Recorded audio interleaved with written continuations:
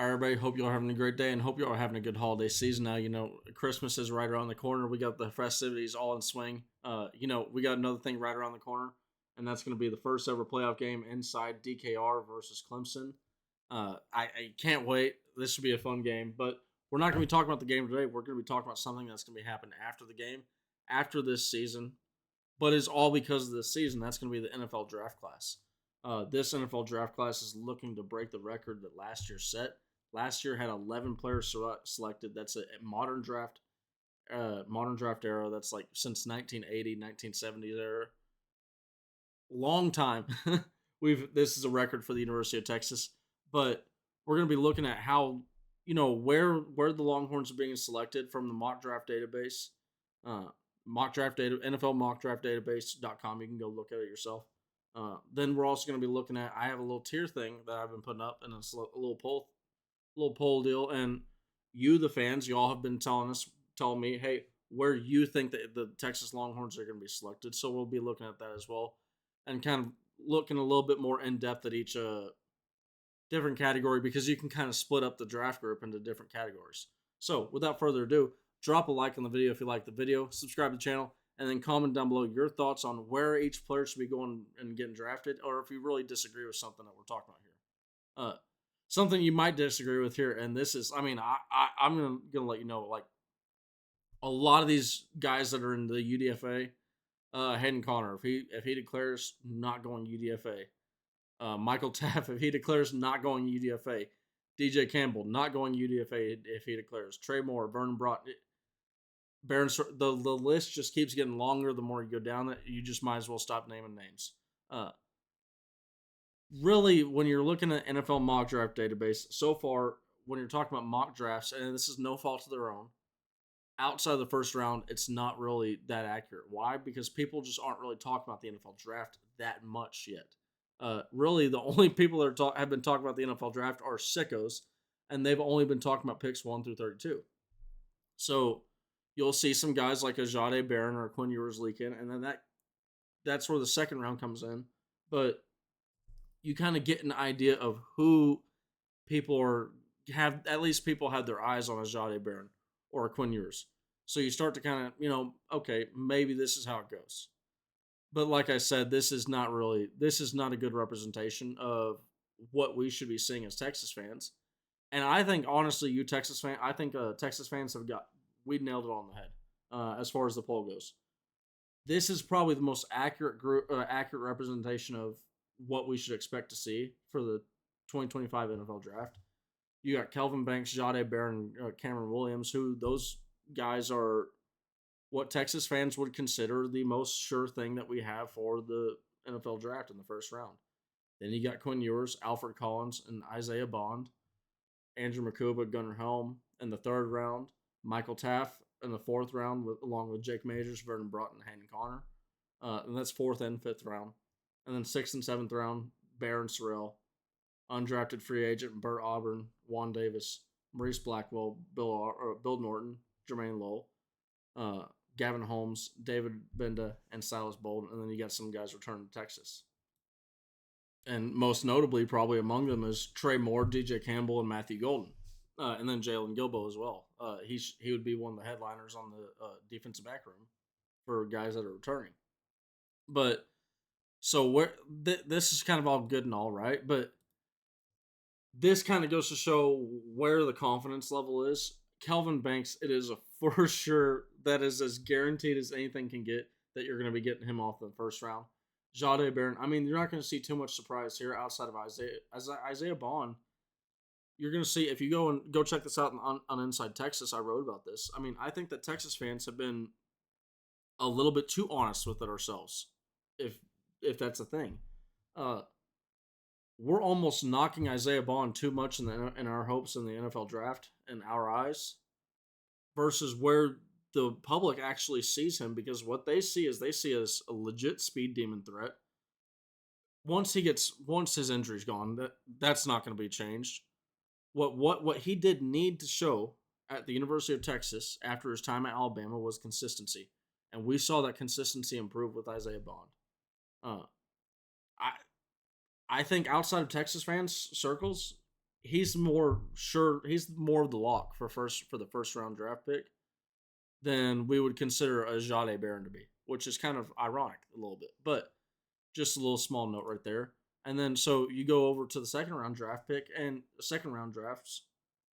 Uh and then so this is what's interesting about these guys is I think these guys are both guys that have the potential for first round draft picks.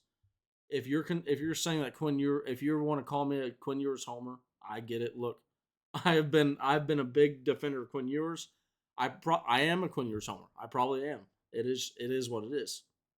But I'm telling you right now, if Quinn Ewers goes out there and he throws just an amazing ball, accurate, pro day, and also at the combine, just wowing people, how many times have we seen something like that where we're not, and I'm not talking about making all of his stock, right?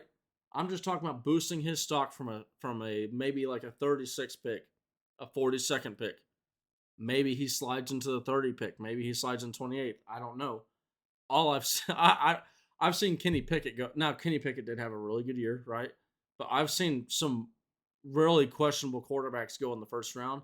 And then also, even if he doesn't go in the first round, if you go and you look at the list of quarterbacks that go in the second round, every single one of those quarterbacks has had their shot at getting a shot at starting for the NFL all the way back until I think like 2010. You'd have to find a quarterback that didn't. And then Alfred Collins, it's really kind of a similar scenario, a similar argument for him. This dude, if Alfred Collins tests well, this is a guy that is a monster size. If he tests well, he just had a great year, right? All these things, when you start to add all these things up, this is a very good football player. And I think NFL teams might be willing to take a risk. Not risk. I hate saying the word risk for that, but they might be willing to go and say, hey, you know what, screw it. We're spending the first round pick because we do not want to risk him not being there in the second round. Uh, so going on over towards the mid rounds here, you got Andrew Makuba, Gunnar Helm, and Vernon Broughton. And I'm really what I'm doing is I'm splitting up the mid rounds. I think I am. Yeah. I'm splitting up the mid rounds. Let me. I know I'm sorry. I'm all over the place right now. So we're gonna start off with the guys that these are your third round guys. Okay, these are Andrew Makuba, Gunnar Helm, Vernon Broughton. Vernon Broughton maybe could as you can see, Texas fans, 37% of Texas fans have him going in the fourth and fifth round, but he's one of the higher end of the middle round guys. Andrew Makuba, he's pretty much that third round sounds pretty good for me. I mean, and also for anybody that's sitting there wants to say that third round man that he's not getting his worth, that's a good payday. That's I think that's $5 million to $6.9 million, total through 4 to 5 years, and then that's a $1 to $2 million signing. But yeah, these guys are getting paid. They're getting their worth. Gunnar Helm, third round. Look, I would love for him to go second round, but it's very rare for tight ends to go in first and second round. And if they do, they got to be for a first round tight end. You got to be like a Kyle Pitts level tight end. You got to be a wide receiver basically. Gunnar Helm, I could easily see him going in the third round, maybe in the second round, but it would be harder for me to see him fall into the fourth or fifth round. And then when you start to look at these other guys, Jake Majors, fourth and fifth round, I think that would be great for him. A Michael Taft, fourth and fifth round. Now this is one we got to talk about because Texas fans, I understand. I understand what you're saying when it comes to Michael Taft. And sorry, I'm trying to get this. Oh man, one second.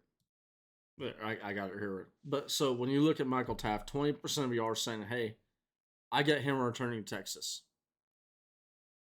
It's to almost the exact same argument that I just made for these other guys. That's a lot of money in the fourth and fifth round, and for him to turn it down, I mean, he's getting that's. I understand this fourth and fifth round. Maybe you feel like he's being slighted. Maybe you feel like he's not getting his worth and he's not getting his due. Yes, he could come back and he could have if he has the same level season. He's going in the third or second round probably. Yeah, sure. he's still, you're talking about $4 to $5 million with $1 million signing bonus day one. That's really hard to turn down, and it's not guaranteed that he goes out there and has the same year that he does. And then the room is kind of getting a little there's a lot of talent coming in. The room is getting a little crowded. Uh, I would love Michael Taft back. I'll say this right now. I mean, I will take Michael Taft back any day of the week. Just I'm gonna be honest with myself. I just don't think it's gonna happen. I think Michael Taft is gonna go to the NFL, and I think ironically he's played himself into too good. I think he played too well this year for him to even think about coming back. But so then going back over to these are the guys that some of these guys y'all voted saying, hey, these are UDFA guys, but I'm gonna disagree with y'all, and I think a few of these guys, if they go, they not only have a chance to go sixth or seventh round, I think that they might go sixth or seventh round. Uh, we'll start off with Barron Sorrell. That guy, look. I want him going fourth or fifth round because like this is similar to the argument. Yeah, I know. I just said this, but I don't want him feeling slighted. And not that he's gonna feel slighted, but he deserves fourth or fifth round. He's one heck of a player. I think that's what he's earned, and I just hope he gets what he's earned. If he goes sixth or seventh round, I'm gonna root for him. I'm gonna cheer for him. I'm sure he's gonna be happy. I'm sure his family's gonna be happy. There will be there's not gonna be any issues with that whatsoever. Silas Bolden, right? Let's just talk about a guy like Silas Bolden for a second. Silas Bolden, he's almost exactly like a Keelan Robinson when you're talking about, uh, what he did for the Steve Sarkisian offense, what his role was. He's a guy that can kick return. He's a guy that can punt return. He's shown he can be a good wide receiver with a lot of you can use him a lot as a gadget guy. And that has some value in the NFL, and that sometimes that can get a waiver thrown at them. Sometimes they can get a flyer thrown at them. Hey, you know what? Screw it. Program's not. We're not gonna fold a franchise off of a sixth or seventh round pick, right? So sometimes they throw flyers out there. David Benda, throwing a flyer on him. Talk about throwing a flyer on him. He's had some really good football these last 2 years, and I think that might come back to reward him in the terms of a sixth or seventh round NFL draft pick. Is he going to blow you away with physical measurables? Maybe, combine something? No. But if you go and you look, he plays fast. He plays hard. This is a guy that he really has been a big part of the Texas defense and the improvement that we've seen in this Texas defense year in and year out. Gavin Holmes. Talk about improvement on this Texas defense and a big part of it. He's a massive part of the reason why. I know he's not one of the starters, but when you go and you watch and you don't really notice him getting in the game, that's probably a really good reason as to why he's not being considered. Not being not. Let me reword that. That's probably a good reason why you don't notice him, and that's probably a good reason why he should be considered for a sixth or seventh round draft pick because. Is it his fault that Jahdae Barron and Malik Muhammad were playing in front of him? Probably not. So, and then when you go and you look at the undrafted free agents, now let me also just point out, undrafted free agent does not mean the end of the road.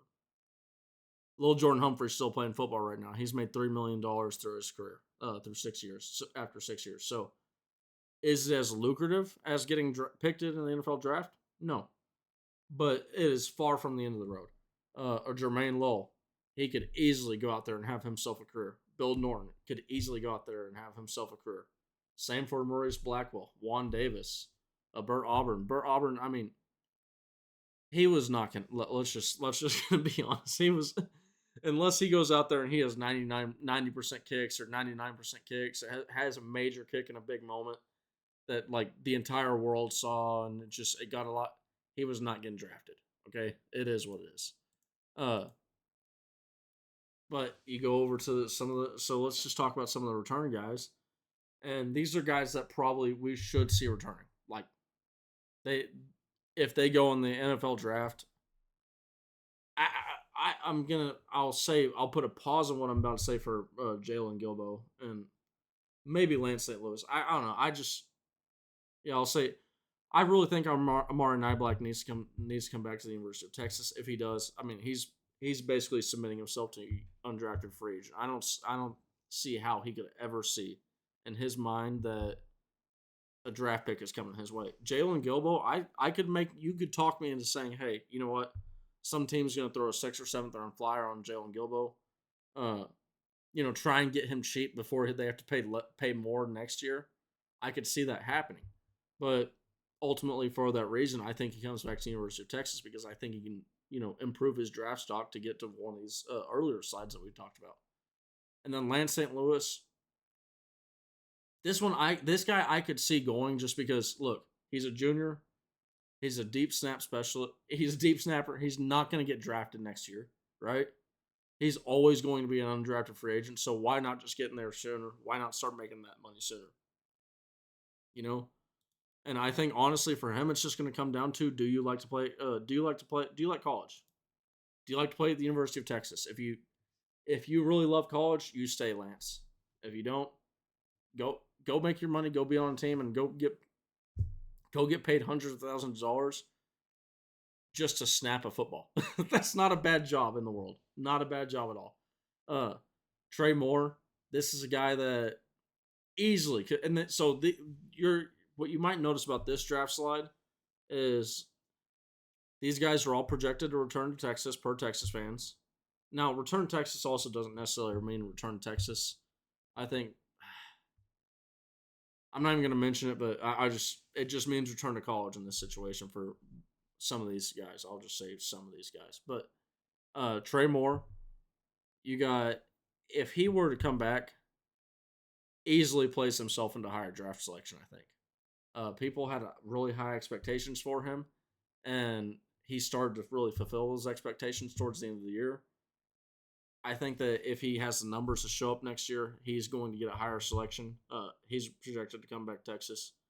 Matthew Golden, I think, could go in the third, fourth round right now. Third, fourth round, or fifth round, that's where he's going to go if he were to go. And I don't think it's necessarily a guarantee that we have him coming back, but I do think that there is a good chance that we have him return to Texas. DJ Campbell, this one surprised me.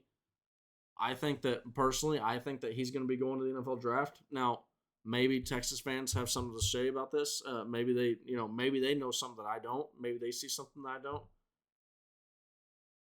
I think that what y'all might be seeing, and this is something that I certainly would agree with. He could come back and easily go play himself into the first or second round next year, or I should say second or third round, with a potential of playing himself into the first round. I shouldn't say easily play himself in the first round. And then Jaden Blue, man, this is y'all know I love Jaden Blue, right? But Jaden Blue, this is a crowded running back room next year. When you add in Michael Terry, you add in Gibson, you factor in Clark, you factor in Baxter. I mean, this running back room gets very crowded next year. But as we figured out, we will take that. We will take that. We will certainly take all the running back depth that we can have.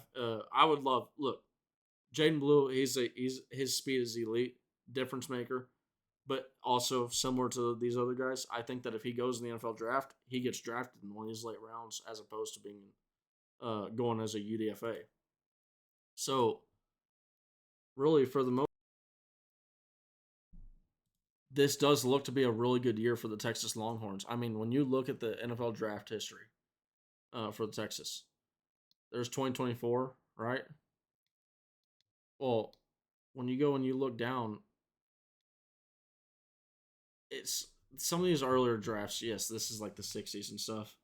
But you also got to look at the numbers. Okay, 154. This is the only draft, and then you can see I've kind of changed. I put the orange where hey, that lets you know these guys would have been drafted in this current draft format with how many draft picks there are. Yes, there's not 9 rounds, but there's more than 243 picks. 18 picks is the history of that's the record for the University of Texas. And it feels wild to say that Texas might actually be able to surpass that this year if we have the right amount of guys go. If we have the right amount of guys declare for the NFL draft. Now, that would kind of hurt our roster for next year, but that's a conversation for another day. But you go and you look at how many picks that Mack Brown had across his career. Starting in 1999 NFL draft, that's after the 1998 season. He had 55 total picks right there. Right now, the NFL mock draft and or not NFL, the Texas fans. Right now, Texas fans. Right now, y'all have Texas at 14 NFL drafts on that little tier list maker, and I'll drop the link down below if y'all want to go to do the tier list. If we get 14 NFL draft picks, we're already at 30 NFL draft picks from Steve Sarkisian in 4 years. It took Mack Brown 12 years or 14 years to get that 55. We were well on our way to a great period in the University of Texas football. So, all right, everybody, hope you all have a great day. This video went a little bit longer than I was hoping it would, but I hope you all enjoyed it. I hope you all stayed till the end. And as always, hook 'em.